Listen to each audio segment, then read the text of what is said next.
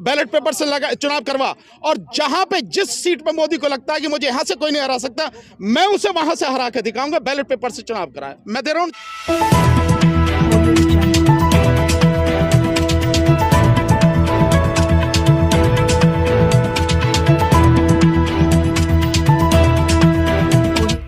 इस news channel पर जो भी वक्ता ने कहा वो उसकी अपनी राय है, जिसकी पुष्टि नेशन न्यूज इंडिया नहीं करता। 2024 का चुनाव ईवीएम से ना हो, इसके लिए देश में जन आंदोलन खड़ा करने की जिम्मेदारी हमने ली है। जन आंदोलन खड़ा होगा, ईवीएम को बिल्कुल जड़ से खत्म करेंगे। बैलेट पेपर से होना चाहिए, इसकी हमें नहीं रखना चाहिए। वीवीपैट का या ईवीएम का हमें बिल्कुल खत्म चाहिए। हमें ये बिल्कुल नहीं चाहिए। हम बराबर आवाज उठा रहे हैं। कांग्रेस लाई थी और कांग्रेस ने बोया था ये बीज, और कांग्रेस ही काटने को लिए यदि तैयार है तभी देश में हंगामा हो सकता है। कांग्रेस पार्टी में भी हमें सहमति लाने में कोई आसान नहीं था, लेकिन धीरे धीरे सहमति उसमें बन रही है, क्योंकि हर व्यक्ति कहता कोई प्रमाण बताइए।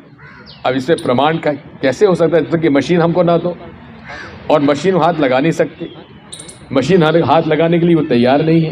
पूरी ताकत से हम साथ रहेंगे, पर मेरा निवेदन यही है कि आप अपनी पार्टी के लोगों से कहिए, माननीय खड़गे साहब से राष्ट्रीय अध्यक्ष हैं, राहुल जी लीडर हैं, सोनिया जी लीडर हैं, सब लोग पूरा इंडिया गठबंधन के शामिल होकर इसको लीड कीजिए। बस उसको इतनी गहराई से समझ पा रहे हो सकता है कुछ लोग नहीं भी समझ पा रहे हो, पर इसमें कोई शक नहीं है कि ये 2024 का जो चुनाव है, अगर ये चुनाव ईवीएम से हुआ उसके बाद कुछ बचना नहीं। इसलिए ईवीएम की लड़ाई बहुत ही महत्वपूर्ण लड़ाई है, और अगर मैं कहूं इस देश में आज की तारीख में सबसे महत्वपूर्ण लड़ाई यही है।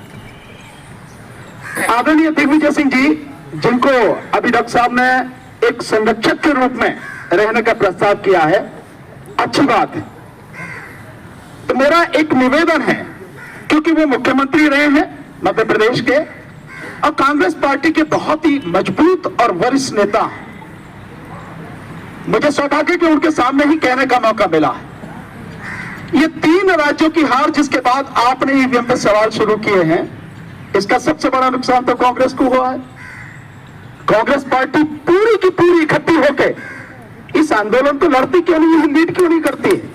राहुल जी चुप क्यों बैठे हैं? आप 31 राहुल जी से आप कहिए उनको, और फिर आप इंडिया गठबंधन को लीड कर रहे हैं जिसमें 27 पार्टी हैं। हम तो 5 साल से मिलने का प्रयास कर रहे हैं राहुल जी से, उन्होंने तो मिलने का मौका नहीं दिया। पिछले 4 महीने से सोनिया जी से मिलने का प्रयास कर रहे हैं, खड़गे साहब से, वो भी मिलने का मौका नहीं दे रहे। आदरणीय डॉक्टर साहब ने कहा कि हम मिलवाएंगे, अच्छी बात है, आप मिलवाओ। मिलने से सिंपल इतना ही है कि आप अगर मैदान में आएंगे तो पब्लिक का विश्वास बढ़ेगा, और पब्लिक का विश्वास बढ़ेगा तो उसके अंदर से डर निकलेगा, वो एकदम सड़क पर आएगी। बाकी हम सब लोग मिलकर काम करेंगे, लेकिन आप आइए सामने। अगर आप बैठे रहेंगे और कहते रहेंगे कि कोई आदमी निकल के आ जाए और वही करने लगे, मैं समझता हूं उससे बात नहीं बनेगी। फिर तो इस देश की बर्बादी में आप भी जिम्मेदार होंगे। मैं आपके मुंह पे ही कर रहा हूं ये सारी बात।